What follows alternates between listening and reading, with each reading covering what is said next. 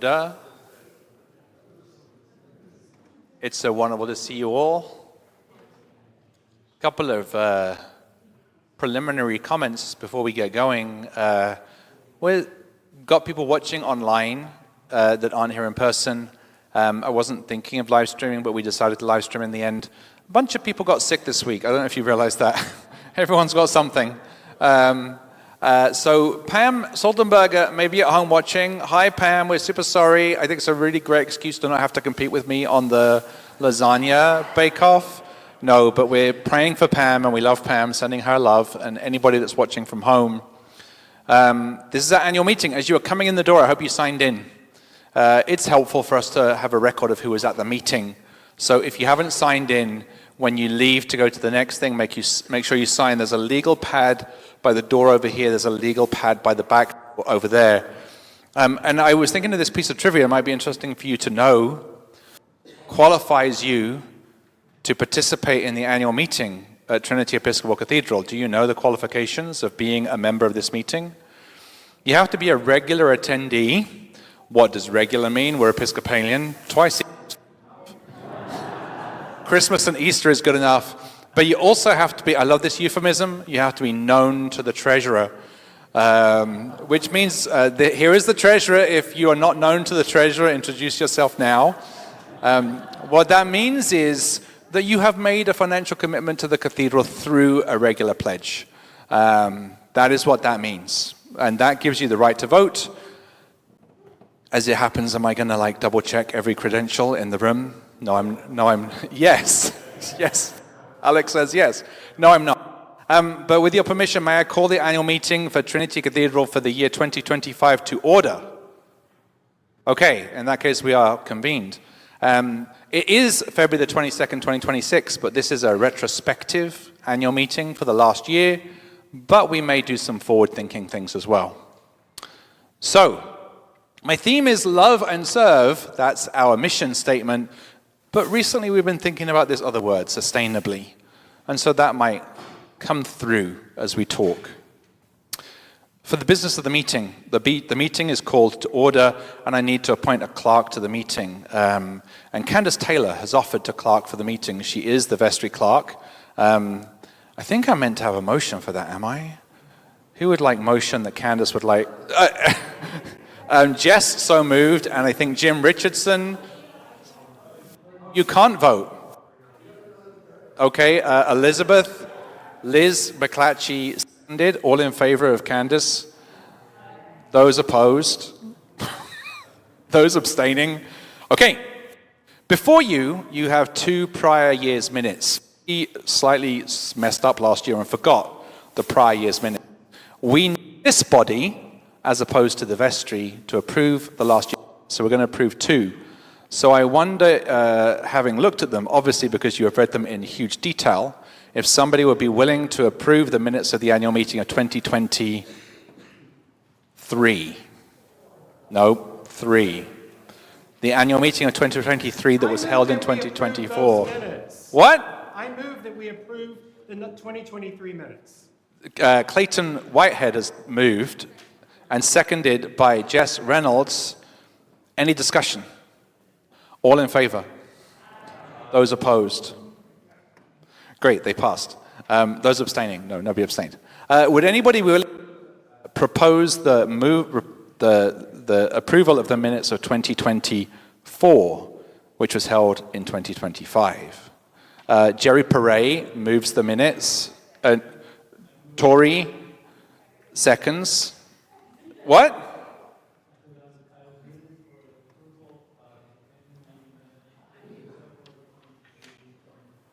Thank you very much. There you go, very formal. And Tori seconded. Any discussion? All in favor? Those opposing? Those abstaining? Great. I have a little bit of business to do before we get going into the meat of the meeting. Oh, that was a little pun. We are going ahead with our lasagna bake-off, and we have Rick Burwell, the treasurer, and Dave Crane, who is the junior warden, who did not enter lasagnas into the contest, and we have asked them to be the heads of the tasting committee. But they might like some other volunteers to join them. If anybody hasn't got a dog in this fight, or lasagna in this pan, I wonder if they might want to help Rick and Dave. Rick and Dave, are you here? Rick's here. People have already started asking, so speak to Rick afterwards. I have no idea how they're going to do this. I will say that there are prizes. You may begin to discover this as the evening goes on, but the dean has been working on a ceramics course. So all of the prizes are ceramics made by me. And be excited. I think that we have a meat category and then we have a vegetarian/gluten category. So this would be the prize for the meat category. This would be the prize for the vegetarian gluten category. And then honorable mention, if you choose one, is this little teeny tiny one. This little baby penguin. Okay, so that's done. Sorry? I don't know how to do that. They're like ceramic, and stamp maybe. They're not autographed, but they were made by me. Okay, let us pray. This is the prayer for the church, which I really love, and it speaks to me at annual meeting time. O God of unchangeable power and eternal light, look favorably on your whole church, that wonderful and sacred mystery, by the effectual working of your providence, carry out in tranquility the plan of salvation. Let the whole world see and know that things which were cast down are being raised up, and things which had grown old are being made new, and that all things are being brought to their perfection by him through whom all things were made, your Son, Jesus Christ our Lord, who lives and reigns with you in the unity of the Holy Spirit, one God, forever and ever. Amen. The report of the nominating committee I received from Pam Salter, and we have 5 candidates for vestry. There being 5 positions and 5 candidates, and actually, while we're here, if you are here, not all of them could be here, but Chris Curzon, are you here? Would you stand? And Jesus Contreras is here. Celia Hall is here. Marie Maddy gives her apologies. She wasn't able to make it because she's on a family trip. Michelle Woods, are you here? These are your candidates for vestry. These individuals represent the slate presented by the nominating committee. They have presented all of their materials, and their materials are in the annual report, and as such do not require a proposer or a seconder. There being the same number of people as candidates and positions, I wonder if we could elect them by acclamation, which you can do with a round of applause if you feel like it. Yay!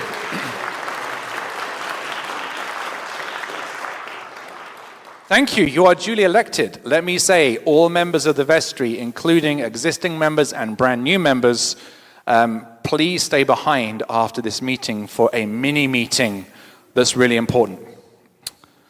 The Diocesan Convention delegation. This is more of a me reaching out to people that I know are into this kind of thing and asking if they want to do it again. And this number of people wanted to do it again. So if you are here, Regan Murphy, Jess Reynolds, Kevin Donahue, Rachel Pearman, stand, as I say, Laurie Richardson, Deirdre Johnson, Pam Saltenberger, Dave Crane, Mary Hustler, Candace Taylor, Margaret Puccinelli, and Sherry Meadows. If you're here, these are people that would like to represent you at our diocesan convention.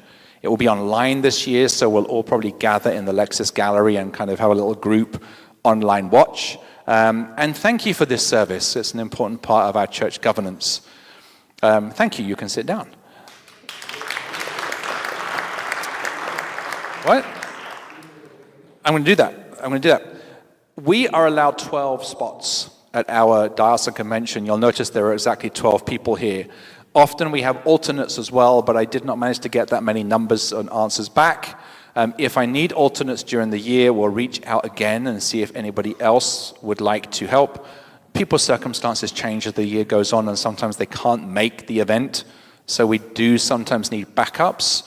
But there being the number of people that we have places available to us, might I also ask that we elect them by acclamation.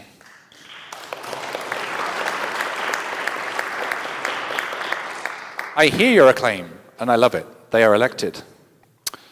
The Parochial Report. Parochial Report is a big document that has lots of things in it. These are some of the things that people care about. Our attendance numbers. Our online attendance, which is marked at the bottom, has seen a huge increase. I actually am not sure if that's statistically accurate because we might not be comparing like to like in terms of numbers. But I do want you to know that people are watching every Sunday in significant numbers our church services. They're also consuming our online content in a whole variety of different ways. So that's real. I also want to say that we've seen growth from 2024 to 2025 of about 7.6% in terms of average Sunday attendance at the cathedral. Easter grew 671 to 733, about almost 10%, 9.2%. Christmas was down a little bit this year. I don't know if you were remembering Christmas. A huge storm opened up right at about 6 o'clock. The first two services were up, and then our services tailed off. Huge chunks of Sacramento were flooding, and people chose to stay home. So we feel that, but our numbers were down by about 3.8% for Christmas this year on last year. I also have been noticing for a couple of years on noting that we have changed to a summer service pattern that that does slightly reduce our numbers in the summer because we have just 2 services instead of 3. And we could actually maybe even have had higher growth if we had 3 services still. We've chosen to do that. The vestry has chosen to do that the last few years, partly because in the summer our numbers do go down and the cathedral feels kind of empty. But when we combine services, it feels kind of full again. And we also get to meet people from the other services and deepen our relationships with them.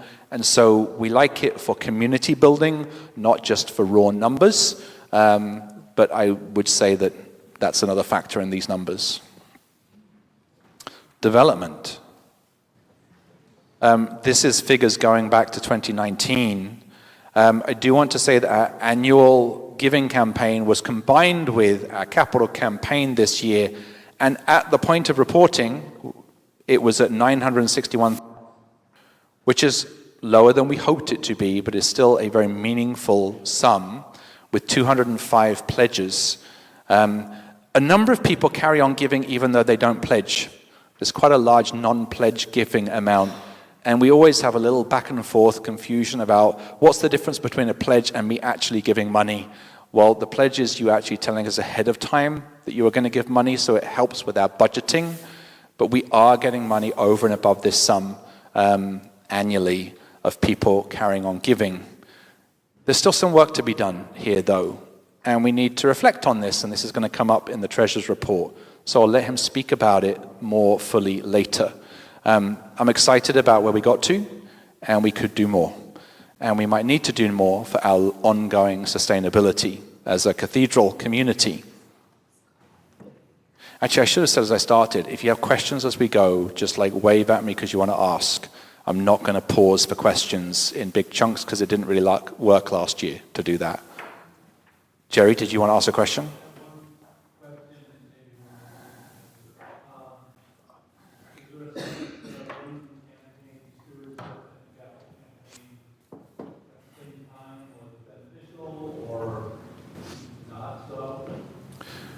That's a really hard question to answer.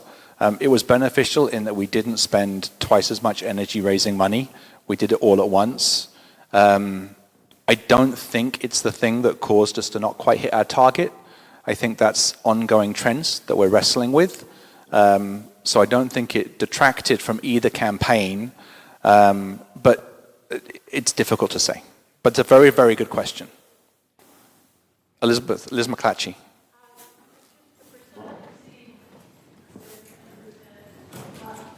Yes.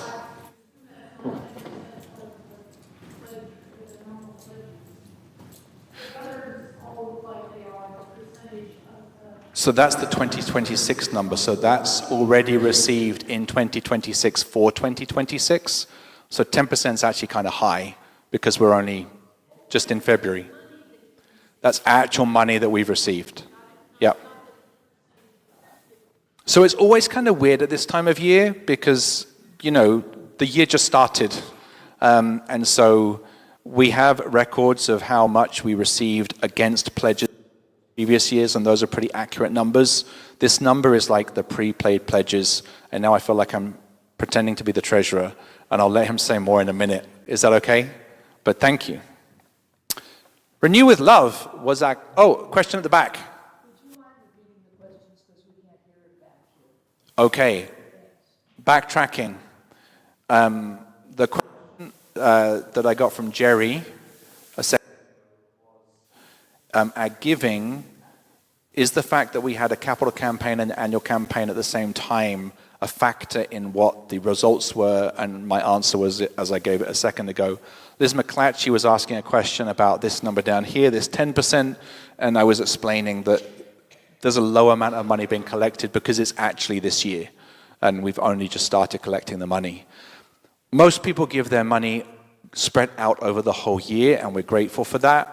Some people like to give it at the very beginning of the year. Some people even give it at the end of the previous year if they're trying to hit last year's tax kind of giving threshold.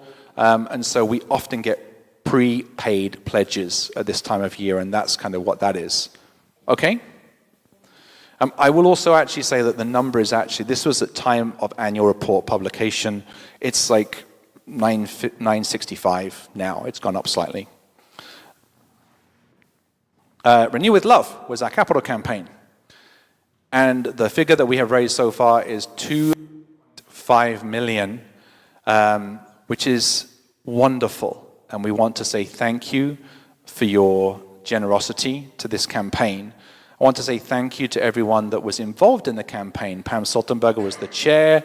Rachel Pearman was wrangling our askers and helping coordinate the campaign. We really think we are in the ballpark of exactly where we want to be. Our goal was a stretch of 2.8 million, and we are very close to that. What we want to acknowledge is that we're bringing this part of the campaign, the opening part, to a close, but over the next 3 years, we expect to carry on raising more and to get towards that ultimate goal, if we can. But we are blown away by this amount, and we want to pause and celebrate it and say thank you, because many people did not think that this order of magnitude was possible, and your generosity has made it possible. So I want to pause and say thank you and acknowledge that and say, yay.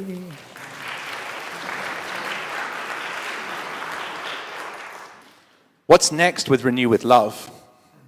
We've been successful enough in our initial fundraising to proceed with the project. That's what we believe. It's gone well. Thank you. So what are we doing now in the background? You see this, but we're building the team. We are working with our architect. We're going to start looking for a contractor. We are doing we want to set up a detailed design committee to get into some of the nitty-gritty of the decisions, because we gave you the broadest brushstroke presentation before. And we are working on project management and cost controls. All of that will lead us to create buildable plans that then go to the city for permitting, and we think it's going to take a while for that to get approved. So we're probably going to be looking at actually doing this work in 2027 rather than this year. That also has a benefit for us because you are giving to the capital campaign over a 3 and in sometimes a 5-year time span. Most people are giving over a 3-year time span. That means we'll be in the middle of that giving process, and so therefore more of the money will be in. And that's really exciting because we have to borrow less in order to get the work done. I do want to say, you may not be able to see this at the very bottom, but actually 700,000 of the fundraising is actually already in our bank account. People have already given a huge sum towards the 2.5 million that we have pledged already, which is remarkable. Pause. Move on. Anything? No? Okay. Treasurer's report. Treasurer's report. I'll give you the microphone, a little across button. Little button. What camera is live? Is it the one in the back? Because I want to give a special call out to the people streaming at home. And don't forget to like and subscribe. And that little give button down at the bottom, just go ahead and click that, put your account number in, we'll fill in the amount for you, and thanks for joining us tonight. All right, here's our income. Wow. Why did I pick this timeline of 2019 through 2025? Pre-pandemic, the lights went out, and life after the pandemic, right? So I started this in 2019, or 2019. We took a big hit in giving and in membership, or attendance rather, in 2020, no surprise. It bounced back actually very strongly in 2021. I want you to know that the light blue, is that cyan? I'm not sure what this light blue color is. The giving that comes from pledge and pledge-related giving. The purple bar is other miscellaneous. So I encourage you to look at the trend of the cyan and point out that it is fairly flat. It's fairly flat. And in fact, if you trend this for inflation, it's actually not a real strong picture in terms of pledge giving and pledge-related giving. But that's where we are. I do want to come back to a question that Jerry Perret raised a minute ago about doing next year's, or I'm sorry, 2026, this year's campaign, the annual campaign piggybacked with the capital giving campaign. There was some potential drawbacks to doing that, in that people would want to commit to the capital campaign and perhaps not give as much from the annual giving as they would normally be drawn to do. A long time ago, I worked in sales, and the question came up, is it more important to get customers or to take care of the loyal customers that you already have? The answer is absolutely. And that's kind of where we are. That's kind of where we are. Is it more important to capital? Is it more fun to keep the doors open each year and pay our? Answer, you bet. Answer is yes to that binary question. We are not where we would like to be for pledging for 2026. And I think that was punched up in Matthew's discussion a second ago. I can tell there's going to be an annotation to this because he's turning on his mic. No, I'm trying. It keeps on dropping a little bit, and I want to just try a swap and see how we're doing. We've been having trouble. Feelings, nothing more. Oh, sorry, I thought we did karaoke there for a second. All right, so this is the income level. It's flat. I wish it were trending up a little bit. And there's a breakdown of the numbers for those of you who love numbers that illustrate the graph that's right there. Question, Jess? Can I go back to the last slide? See how I repeated the question? What's the distinction between rental income and facilities? What is the distinction between rental income at $79,443 and facilities use at $18,936? Oh, the buildings on the back lot. Okay, the buildings on the back lot versus what's here in the parish hall. The rental properties out back. Oh, Tori. 2 years ago, we did the thing during the campaign where we went to people's houses and presentations were made, and it was really able to explain how if we just bumped up our pledges a little bit, it made a big difference. And I was wondering where that sits with this. Tori's question was it last year that we did that? Two years before, we went out to basically every giver's home and had a discussion about giving, and if we increased your pledge by this much, those would be the results. We didn't do that this year, and I think there was more concentration on trying to get a substantial donation going toward the capital campaign. In retrospect, maybe we could have hit the gas pedal on the annual pledge maybe a little harder. So, hey, wait a minute.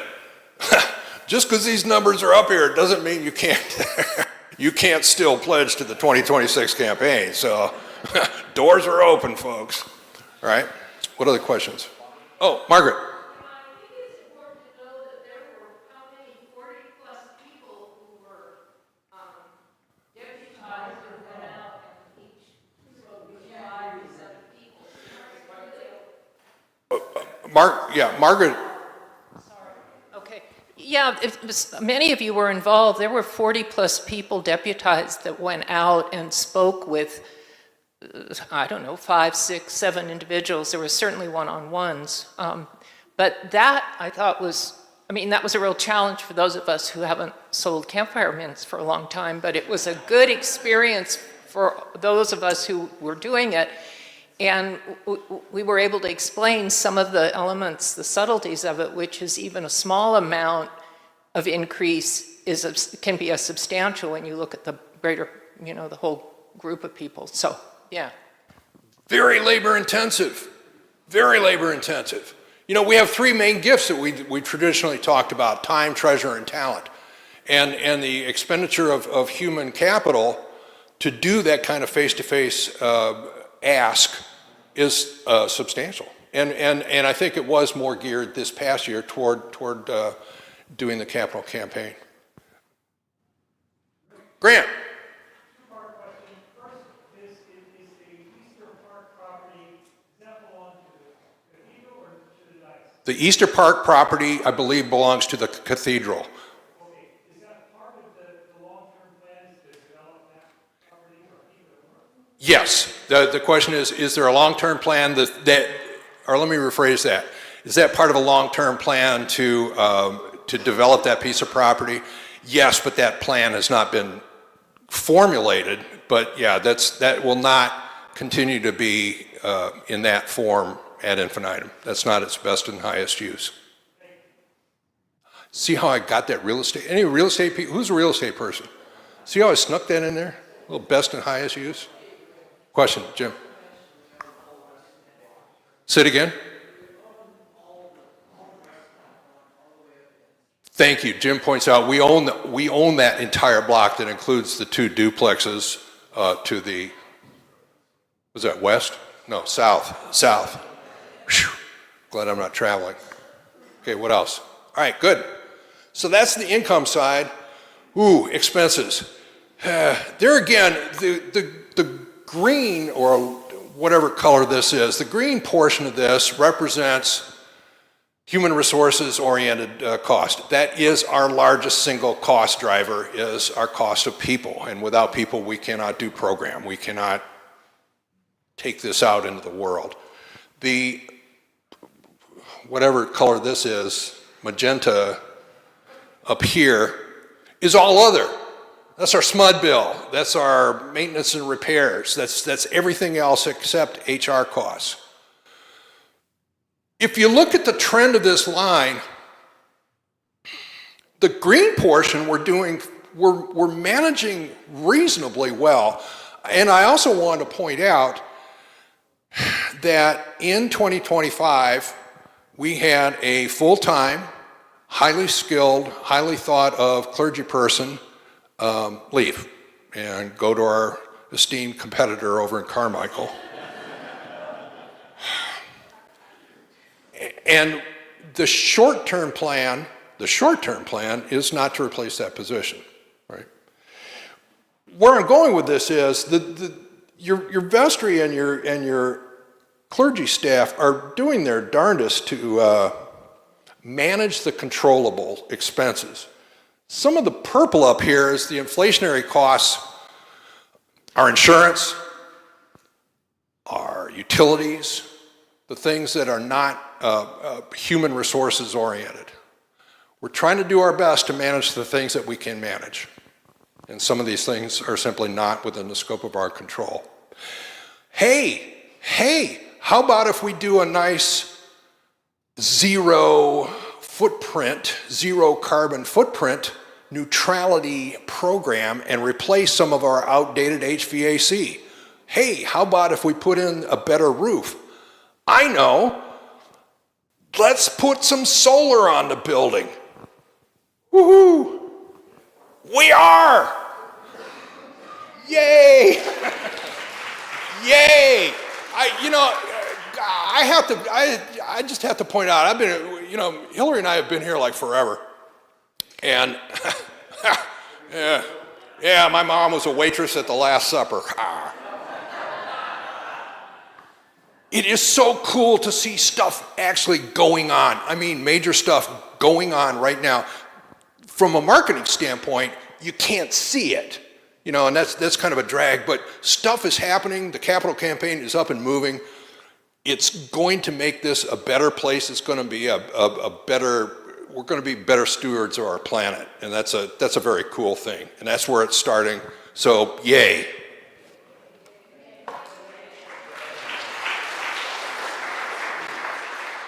So there's the numbers for those of you who like numbers.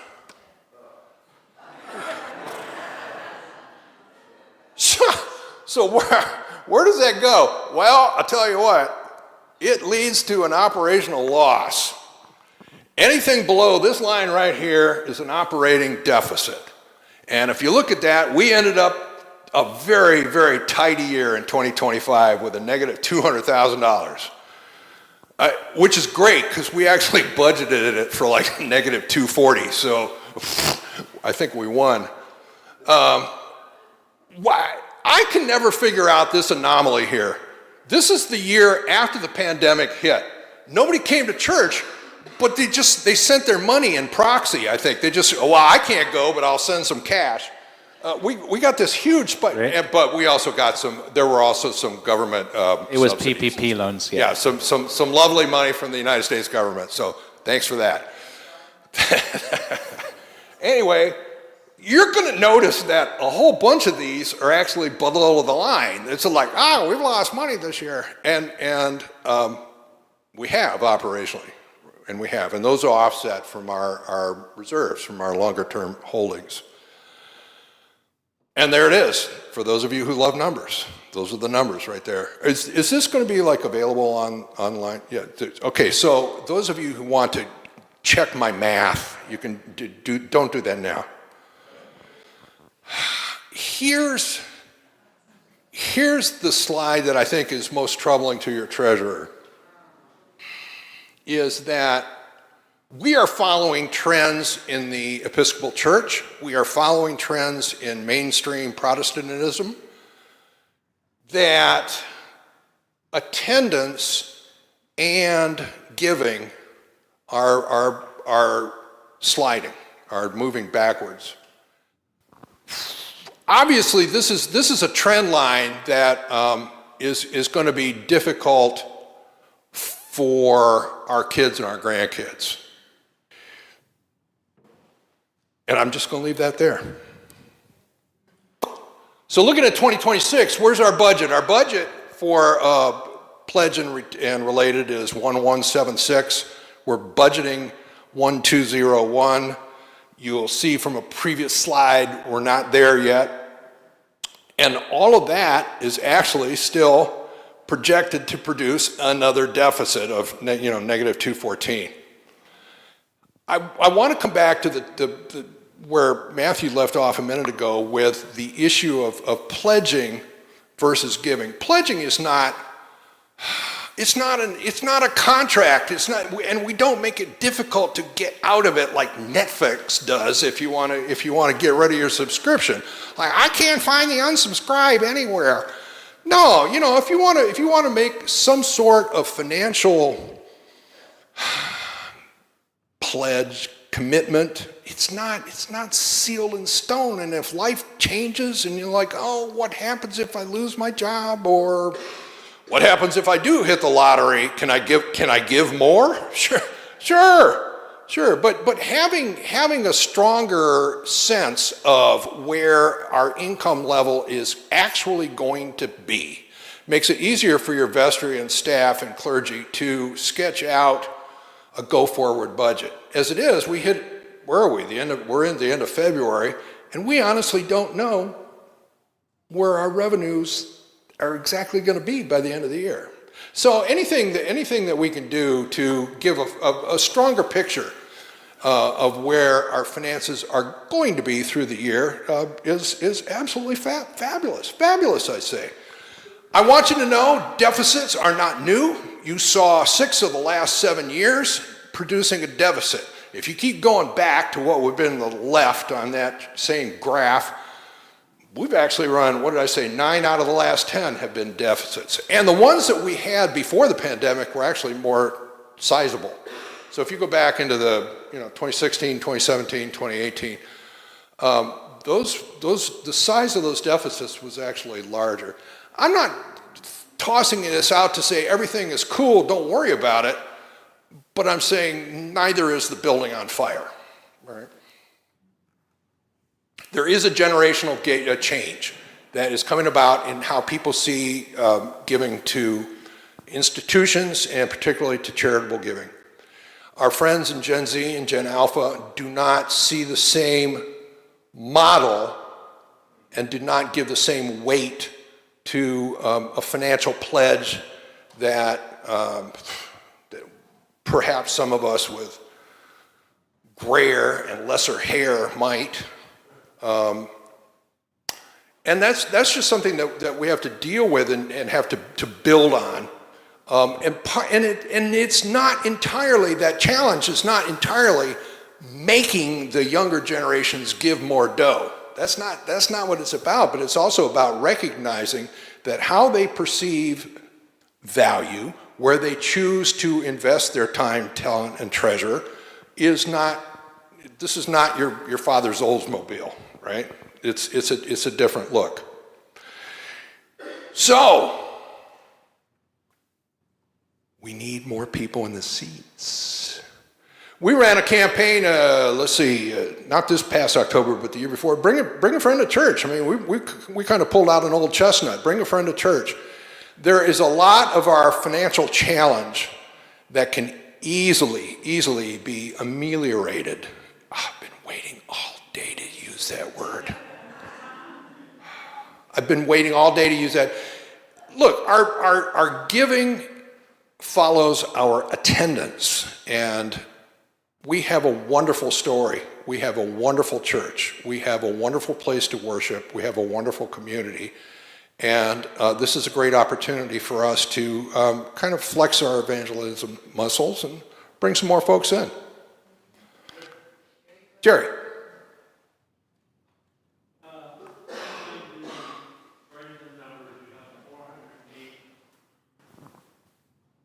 Thank you.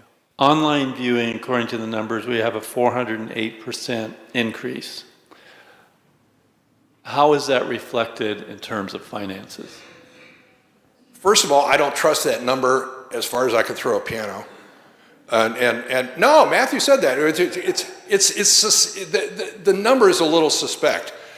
The fact is that we have not successfully monetized the online presence.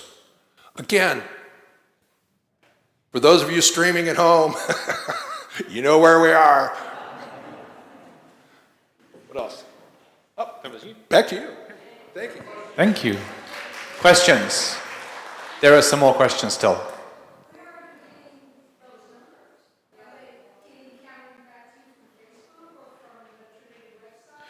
So let me answer that as well as I can. Where are we getting the numbers for online giving or online attendance? We stream to 4 different platforms simultaneously. Some of the standards of how you count on those platforms have changed over the last few years, and one of the difficulties is the church has asked us to count in different ways as time's gone by. There is now a new standard of how we're meant to count, but I'm not sure if those two standards actually matched each other, the earlier standard and the later standard. The standard that we are now asked to count is who was watching on Sunday and who was watched by a week later, because this is detecting a new phenomenon about church consumption. People time shift. Some people get up to church on Sunday morning in their pajamas with a cup of coffee and they watch the live stream. My parents watch in the evening in England because it's 8 hours later over there. Hi, Mum and Dad, if you're watching. But also, some people don't watch live. They watch through the next week. So the standard the church asks us to count is who's watching on the day and who's watching within a week. And so I'm not quite sure how that number was generated in that, but the standards of counting have changed. It wasn't that we made a mistake, it's actually the way that you count has been evolving. And so we're not sure if those are quite comparing like with like. Does that make sense?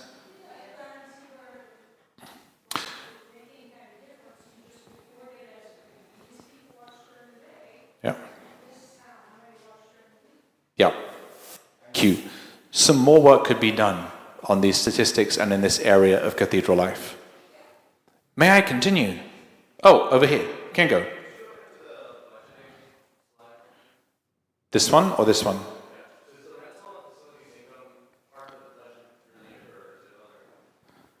I do not know the answer to that question. It is other income. Oh, I'm sorry. Is the rental income included in pledge and related, or is it other income? Wait a minute. And I can tell you. Hang on. Oops.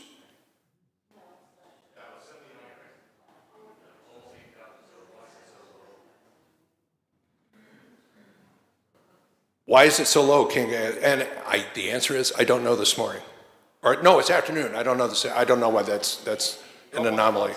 Rob.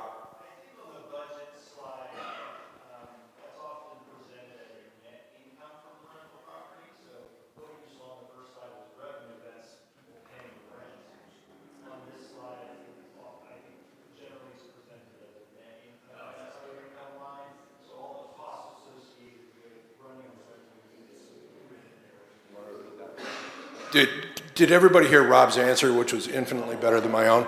In one of the slides, the rental income is shown as the revenue. On this slide, it is the net of the revenue of minus expenses for the rental.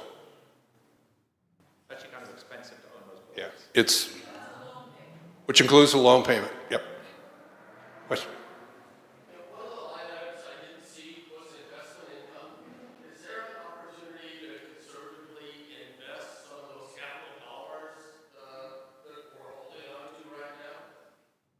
The question is, can we invest some of the holdings that we're currently holding on to? Answer is absolutely yes, and we do.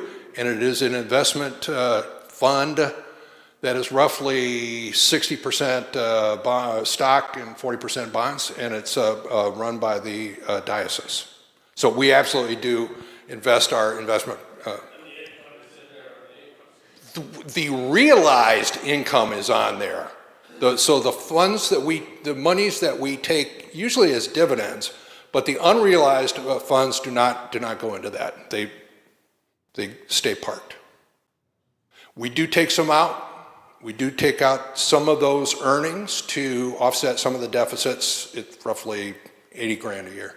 The rest we don't show that as income for the unrealized asset or changes. Chris.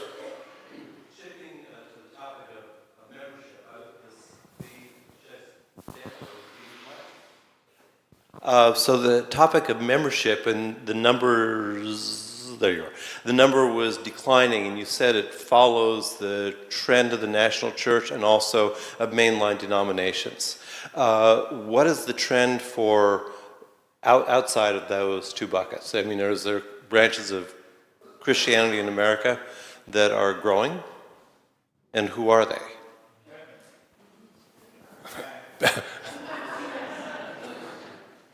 Wait a minute. Don't pull it up, it'll damage it. I am going to say I appreciate the question, but you're asking questions that are beyond our research capacity in this moment. I can't tell you those details, but I do know that our trends are matching often the trends of mainline denominationalism around the United States. And also, one of the things I do want to underline is our congregation is growing, our giving model is struggling. Does that make sense? That's my take on where we are. And we're pleased about the congregation growing. And also, It's not only churches. Research in a whole variety of different institutions like the Rotarians and all other associational organizations around the US are experiencing similar trends that are complex, and many of us are having to reinvent ourselves. Which, can I get onto that? Okay, and I am going to say, thank you, Rick.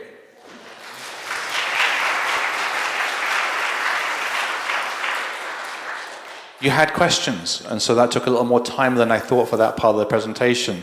That may impact our ability to get to our reception. I'm just going to name that, because I do want to present the rest of the material. Strategic plan for 2023-2026, I want to do a little deep dive. I'll make this bit quick. I would like you to know that when we set a strategic plan in 2023, lots of people think strategic plans get put on a shelf and ignored. They do not at Trinity Cathedral. We use them. We used our strategic plan to form a part of the agenda for virtually every vestry meeting in the last 3 years. Vestry members who are here will attest to that and let you know that was true.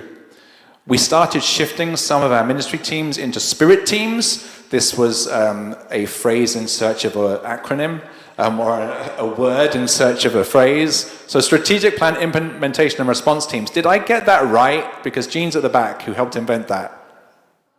Close enough. They were formed to deliver the goals. We made regular reports on our progress through the years to the whole community. That was important to us. Our mission is to love and to serve. Our values are to be diverse, inquisitive, unafraid, just, and prayerful. Goal 1 was to grow, and I'm going to ask Alex to comment on that. Yes, you all committed to a process of growing through using the Invite, Welcome, Connect model, and indeed you grew. You grew quite a bit, as was talked about earlier, and part of that had to do with establishing an Invite, Welcome, Connect committee, having a welcome table where people are welcomed and greeted and incorporated into the church. That Invite, Welcome, Connect trainings happened with clergy and vestry. Ken and Megan. Ken and Megan did amazing work, and we have hired Vero to do some amazing reels. Thank you. Thank you, Alex. We're going to keep this moving. Any questions on growth? I'm going to thank Deirdre, who I see right there, who's involved in leading Invite, Welcome, Connect in this area of life of the cathedral. But I also want to say, who of you are members of the Invite, Welcome, Connect committee? All of you. The whole congregation. Greet people, welcome them. Goal 2, to be a conscience. I'm kind of summing up in that one word. We wanted to be a resource for both the diocese and a spiritual leader in Sacramento. We have led the city of Sacramento in its response to migrants. We have led in response to homelessness. We have led in our diocese in education, in formation, in liturgy. A number of times I get emails or calls from other parishes in the diocese saying, how did you do that thing? Can you tell us how to do that thing? Can you, give us the recipe for your gluten-free bread? Can you tell us how you migrated your communion process from one thing to another? Can you please share what you're doing at the cathedral with us? We also have hybrid education programs, and that's the way in which we help the rest of the diocese, because other people join us in some of those programs. And there's something that Alex is about to tell you in a minute. Retreats where members of other parishes come to the cathedral for retreats. Family and formation. Back to Alex. So 3 years ago, you decided that you really wanted to deepen your family ministry program and provide formation for all ages. Whoop.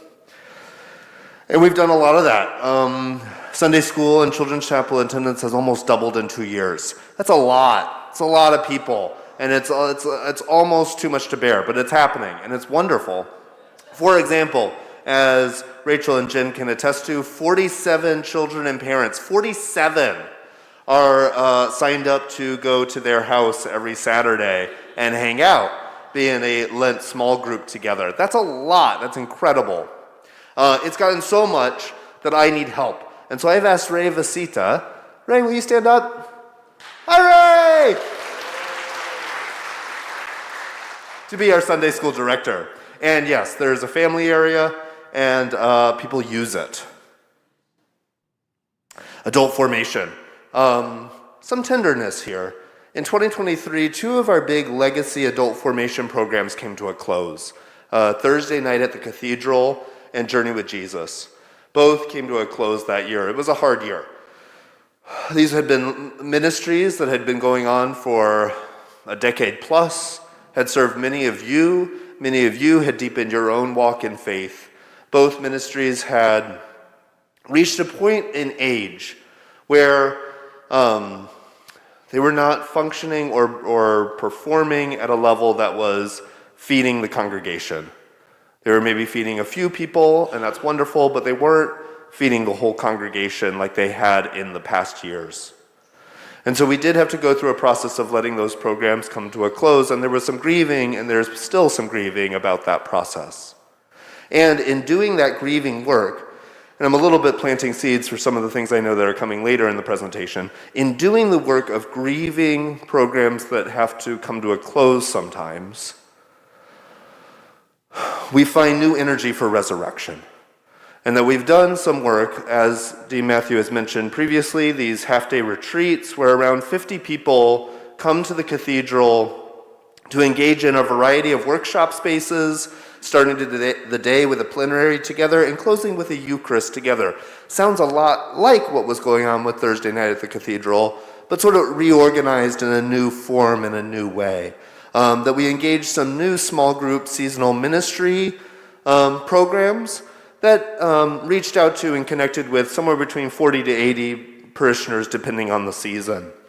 And then, of course, we've had various one-off events, too many to name, but one-off events. And then our new catechumenate program on the way, because we still know that it is absolutely important to form and shape and support people in their journey of faith as they engage with baptism, confirmation, being received, and being and reaffirming their baptismal vows. And what many of you witnessed this morning at 2 different services was a rite of enrollment, candidates who are engaging in that catechumenate program. Between the 2 services, we had 17 people come up and sign the book and engage in the catechumenate process. And so we have not given up on the deep values and the important work that Thursday Night at the Cathedral and Journey with Jesus had at the heart of them. And we've had to wrestle with, as Rick was kind of talking about, some of our generational changes and how we organize some of that important work. Thank you. Become a center of liturgical excellence. I want to say in lots of parts of the cathedral, we're going through bits of transition. We wanted to become a center of liturgical excellence, and we have a committee that oversees that, a spirit committee. We also have a team of people that help oversee worship in the cathedral. And our recently retired David Link was an important part of that leadership. And we've been transitioning this year into having an interim director of music who is also our liturgist. So Alex Heatland is new in this role, has been here doing this about 3 months, 2 months, 3 months, and a little bit. But I'm going to come and ask him to be forward-thinking about this area of ministry. And the idea behind an interim is to shake things up a bit and look things differently. So, Alex. Good afternoon, everybody. As we approach evening, I suppose. Yes, so liturgy, becoming a center of liturgical excellence. We have a committee, as Dean Matthew just mentioned, that is called the Liturgical Excellence Committee. We are reimagining, since I've been here, what that committee is focused on doing. And so I'm excited to tell you about a few bullet points that I've talked with Dean Matthew about and been working with that committee and all of you in the cathedral about what could things look like? What do we want to have going forward? And so I've identified 6 points. The excitement. So 6 areas of focus while we're in this musical interim. Number 1, you all have said, You want to have the cathedral choir, the celebration choir, the musical ensembles that exist now. And so part of our work is going to be deepening and growing those musical ensembles that already exist. You have told me you want the cathedral choristers. That is the youth and children. Let me tell you, I want that too. We need to work on establishing a new way of that existing. We need to, or we don't need to. You've asked me to work on establishing a cathedral music series where we partner with community musical groups to use this space in vibrant ways throughout the year. We have some long-term standing relationships with groups such as Symphonia Spirituosa, Vox Musica, and the Sacramento Chamber Society that we are hoping to build on and establish what we can call a cathedral music series that we are producing here at the cathedral. We want to build relationships with other churches in the diocese through their music departments and other local churches through collaborative events. One thing we've already done is have a collaborative evensong with our friends down the block here at the UCC Church.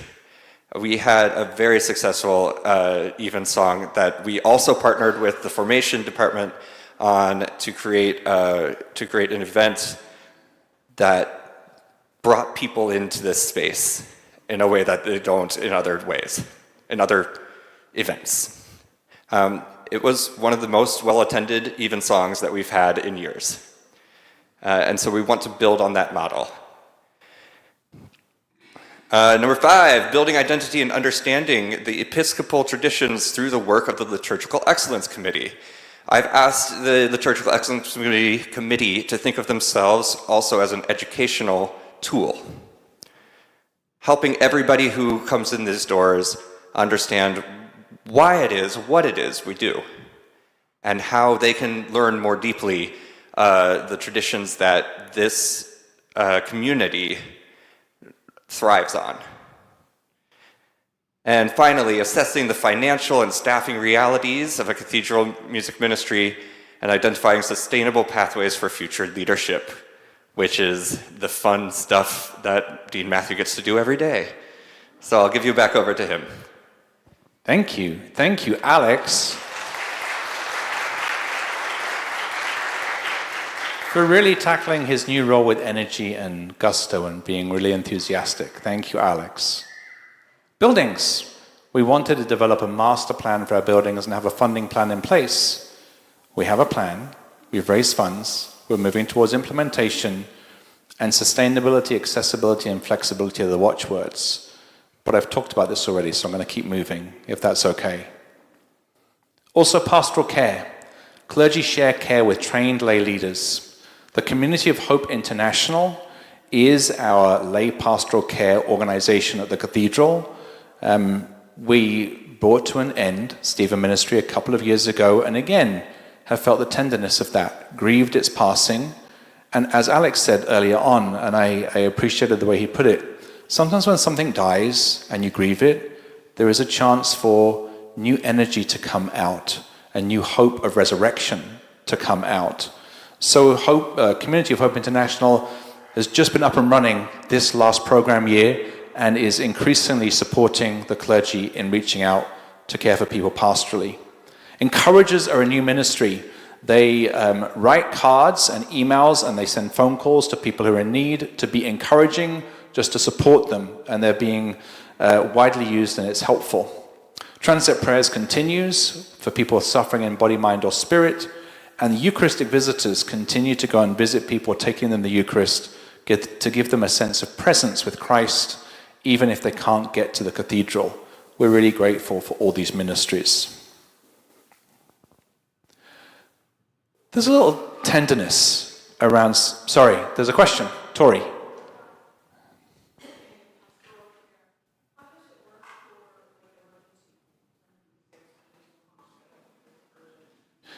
Yep, there is a pastoral care emergency line, and people call it and often leave a message or get a clergy person one of the clergy is responsible for that, but also we are increasing the number of ways in which people can access pastoral care through the pastoral care team and Community of Hope International and other people, and increasing a network of communications, so we're hearing about people when they're in need. I don't know if that answers your question, but that's our hope on how it can grow. Thanks. I asked for a sustainability task force to be formed, partly because of the challenges that the Treasurer Rick Burwell was outlining for us. I asked that to happen in the fall, and it's been working and continues to work, and I'm not ready for us to get into all of the outcomes of that process yet.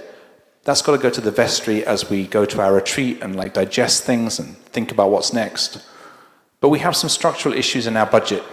So I asked a group to look at our long-term plans. They've analyzed where we are and are making some suggestions about where we might go. And I'm going to work with the vestry on long-term planning and making sure that we can love and serve sustainably for many years to come. I just want to let you know that we are doing some deep thinking in the background about some of these long-term sustainability issues and the changing structures of the way that our funding needs to go. Tender reflection from me. We all work hard. You're working really hard to share the love of God with people. And this year in particular, I wish the world was easier. It feels really hard sometimes to do the work that we're doing and to make sure that people know that God loves them. I sometimes wonder, have I done enough? Particularly with the stories we're hearing about our funding structures. But I do want to say that I pause and notice our children learning, adults praising, the programs that are growing and people serving. And I don't know if you've noticed, but if you actually track the recent period of fundraising, we've raised more money in the last 6 months than in any similar period in the cathedral's history, which says to me that there is energy in what we are doing and behind what we are doing. I've been kind of euphemistically saying that not all the money was in exactly the same buckets as I wanted it to be in, but there's a lot of energy behind those programs. There's so much energy supporting our mission for the future, and that encourages me. But we have some work of imagination to do, and we've noticed that we have to grieve some things, and that's tender. And then in grieving, release new energy and recognize the power of resurrection, which is what we believe in our church. And I can point to so many different ministries in life of the cathedral that are coming to new life. Absolutely coming to new life. And I hope you can see them too. So it's work. It's work. But I think it's work that we can engage with. And what's next? I'm going to go through these because we're already at 5:04 pretty quickly. I hope you don't mind. But over the next few slides, you'll see a summary of feedback received at the Dean's Forum on January 25th, 2026 to aid with the formation of a new strategic plan. We're writing a new strategic plan. The vestry will review all of these inputs and we will refine our vision and set our goals. We will wrestle with the insights of our sustainability task force as well. The next couple of slides are just showing that these are things that you all wrote if you came to that task force, that Dean's Forum. What resources do we need to love and serve better? Here are some ideas. You can read them. These are ideas you came up with. Not every one of these ideas is going to be decided upon and taken forward into the strategic plan, but something that Margot has said, who is here with us, who is going to do some work on us consulting, is if you want to have a good idea, have lots of ideas. Yes? So we've gathered the brainstorm as much as we can.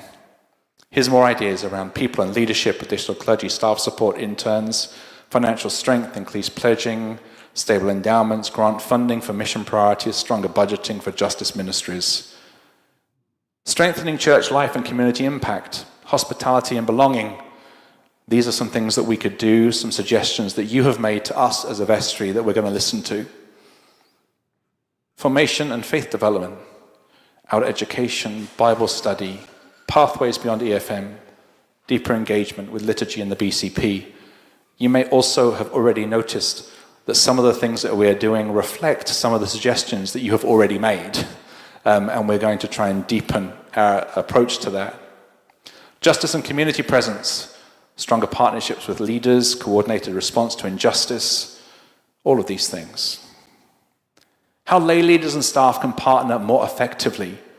Some clarity and transparency, better written role descriptions, public directory for leaders, regular communications from vestry and staff, clear decision-making processes. Shared leadership. We are going to have to move into a model of shared leadership between clergy and laity in order to deliver the ministries of the cathedral. It's going to just be true. How do we empower lay leaders? How do we train them? What kind of short-term volunteer opportunities exist? Can we have some more fairs and active recruitment? Again, ideas that we're going to reflect on and consider. Connection and collaboration. Cross-pollination between ministries, neighborhood groups and small groups. Social bonding activities. Space, technology and faith as catalysts for creative love. A thing that we're noticing is that we need to use technology better. We had to use it in an emergency in the pandemic. We have figured out that we are now running basically a TV station in addition to a church, and we are not leveraging it well enough. The comments made earlier on, we hear. We'd love to figure out how to have the resources to do that better, but we're not experts.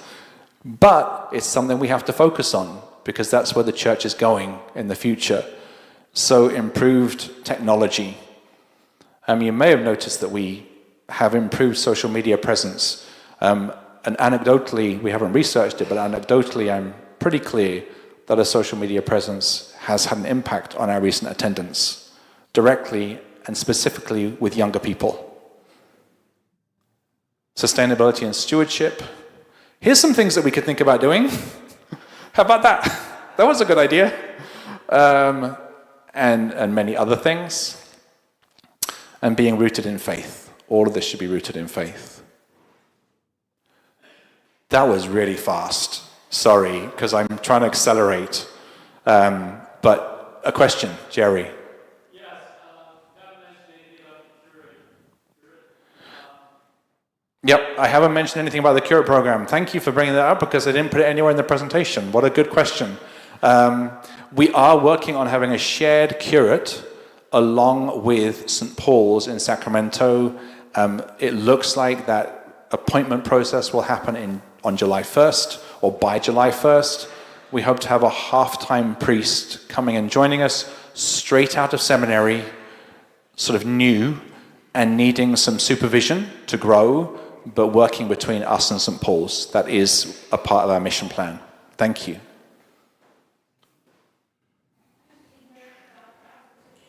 Thank you. People keep on saying that. I'm so enmeshed in these like Latin words that I just don't even think to explain it.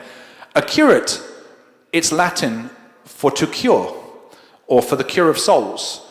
A curate became the title for a brand new priest straight out of seminary, who is an assistant to a more mature priest who can give them guidance. So I'm the dean and rector of the cathedral, and the curate will be my curate, as in I will help them grow in their ministry. Does that make sense? Thank you. Yes, it's a diocesan experimental program. Sharing a curate between two parishes is a new idea, a very new idea. And no, don't do that to me. We have the cheeseheads. Is it back? Okay. That's the presentation telling me to stop. So I'm going to keep moving. Is that okay? But did I answer those questions? Yes, okay. Vestry. I've got to get rid of this now. Okay. The senior warden.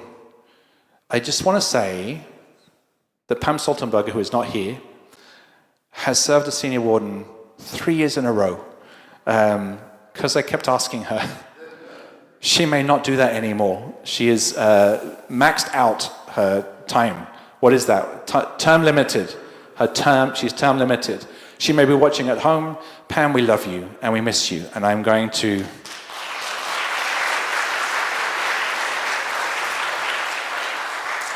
I'm going to acknowledge Pam again in a minute in the next slide, but I do want to make an announcement, which is that I have asked Rachel Pearman if she would be the senior warden for the coming year. Rachel, would you stand?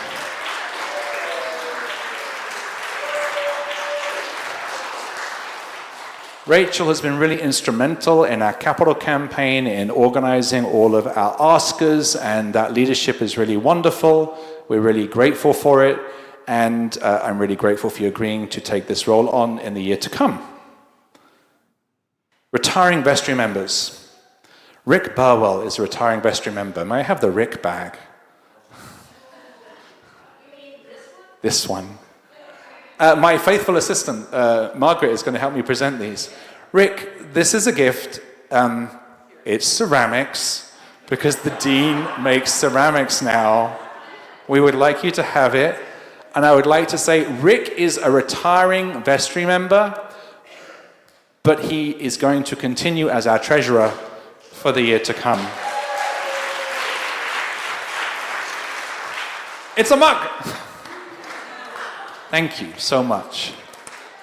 Nancy Hickey-Danovic. Nancy. Where's Nancy?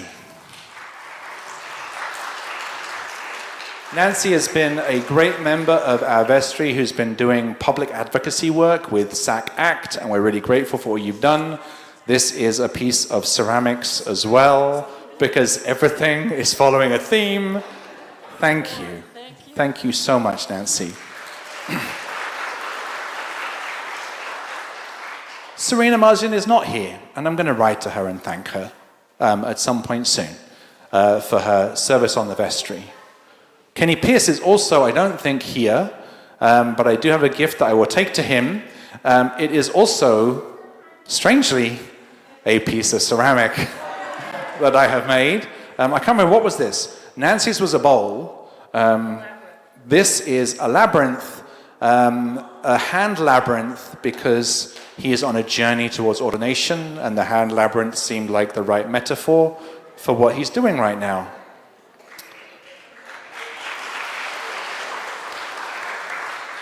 Pam, if you're watching, this is coming to you. It's a penguin. Because Pam liked the penguins I've been making, and penguins are about to feature a lot in the rest of this presentation. But the penguin is a thing that she loved. And Pam, I don't know, can I say Pam has been faithfully walking through and taking us with us, like a penguin, like leading a pack? No? They don't have packs? Okay, I'm going to stop. I'm just going to say thank you, Pam, because you've been a wonderful leader in the life of this cathedral, and we are grateful for you in so many ways. Thank you.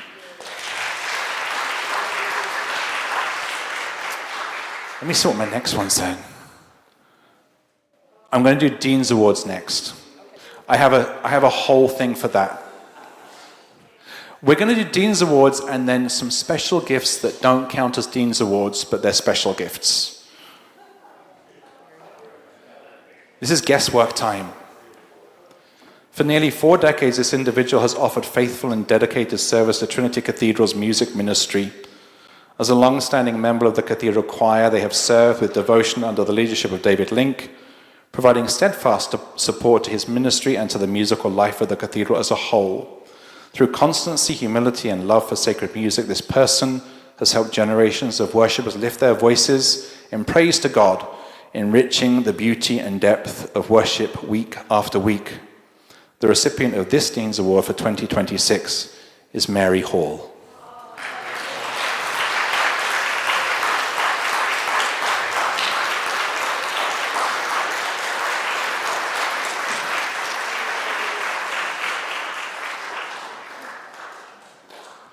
Should we do this? There we go. Oh, we're going to get a photo.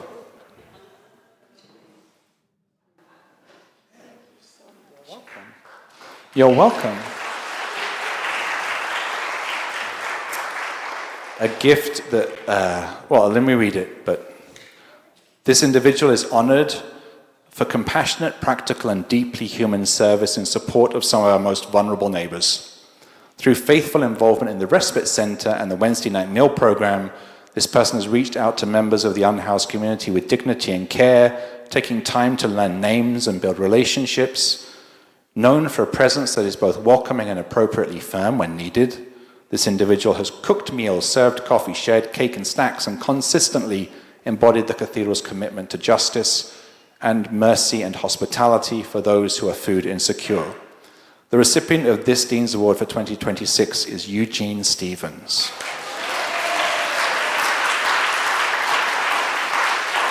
Eugene is not able to be here, but is Kevin here or did Kevin disappear? Kevin went back. David, can I give this to you to take to Eugene? David, who is also in the team that helps at Wednesday night meal, will take this to Eugene for us. Thank you. There you go. We don't need to do that. This one?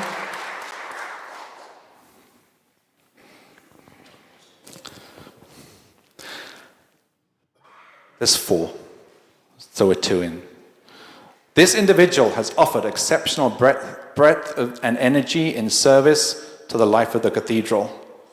In the cathedral choir, they've given sterling service, not only as a singer, but also as an instrumentalist at times.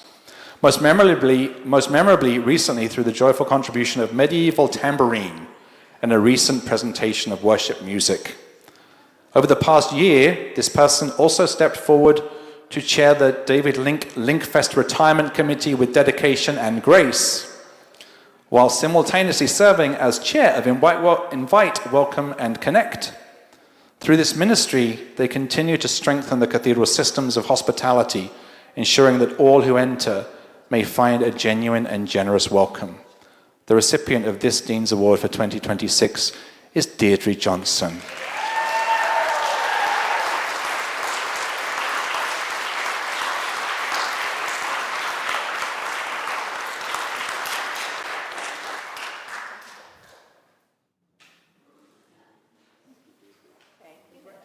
Thank you.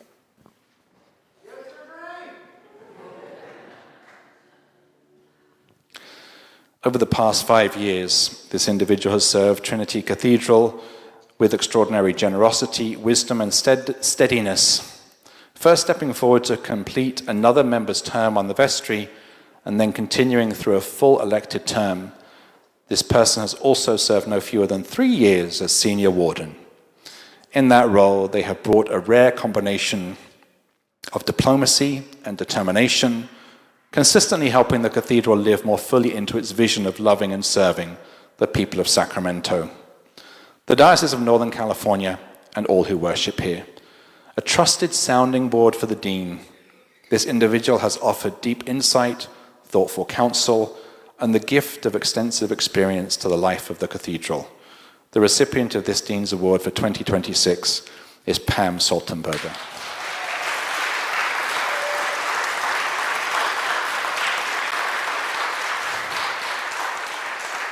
And I will take that to Pam at some point soon. Along with a piece of lasagna, my lasagna, to tell her just how good it is. I have a couple of other gifts that I want to present. And I'm going to do this in a mixed up way. I'm going to take that one, I'm going to take that one.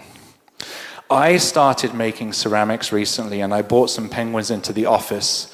And a strange thing happened. I brought this penguin into the office, and then when I reappeared a little while later, somebody had used the labeling machine from the office to write lorries in it. So I can't resist. You must have it, Laurie.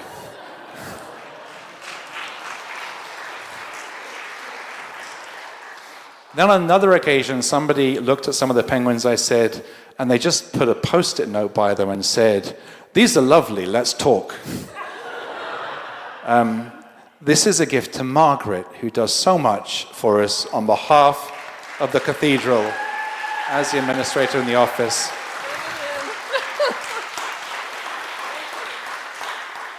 And really wanted that little pair. You can have a look later.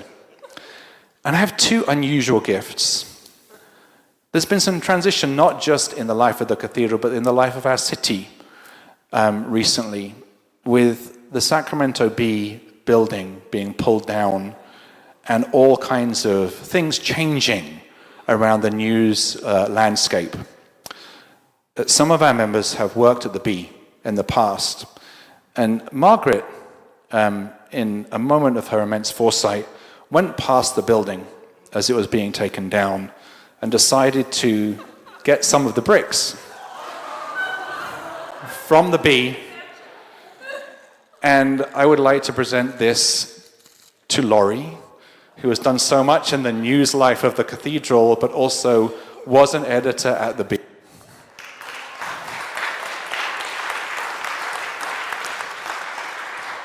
And Jim, who brings his journalistic instinct to preaching.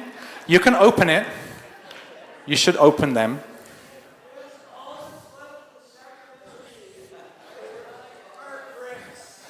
Have a look. There are inscriptions on them. And you could read them if you would like. Yes, that's it.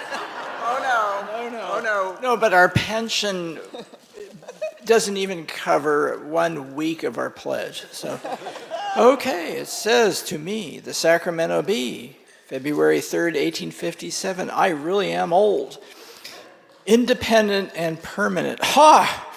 With thanks from the people of Trinity Cathedral for also sharing the good news of racial reconciliation here. Thank you. Mine is similar, but it says, for also sharing the good news through live streaming and e-news.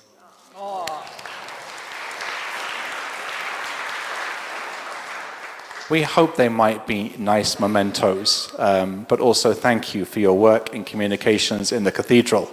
We appreciate it. Wow, how am I doing? I'm very late. I'm only 10 minutes. Yeah, it's not that bad. Okay. Phew. How are you doing? What happens after this prayer is that we are going to go to the Lexis Gallery where there is a moment of reception, and then we're going to go into the Great Hall where we'll have dinner about 6 o'clock. The dinner is a potluck lasagna dinner with salads and various things. I will get people in the hall to announce exactly where to go and what to find, because there's gluten-free and vegetarian options, and then there's meat options and everything. And I do not know how the judging is going to go down.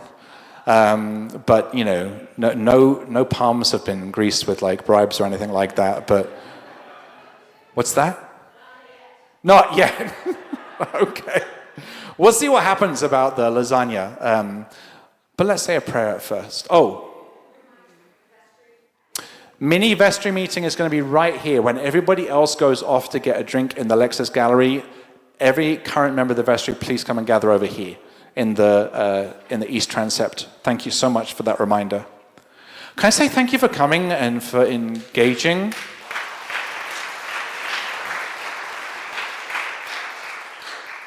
I know we have some challenges, but we also have a great deal of hope and a great deal of faith. And I want to say, live without fear. Your Creator has made you holy, has always protected you, and loves you like a mother. Now follow the good road, and may God's blessing be with you always. Amen. Thank you all.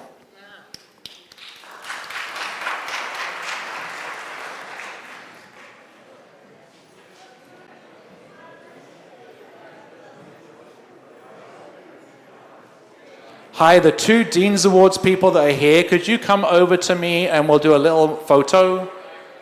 Mary Hall and Deirdre, Mary Hall and Deirdre, Mary Hall and Deirdre.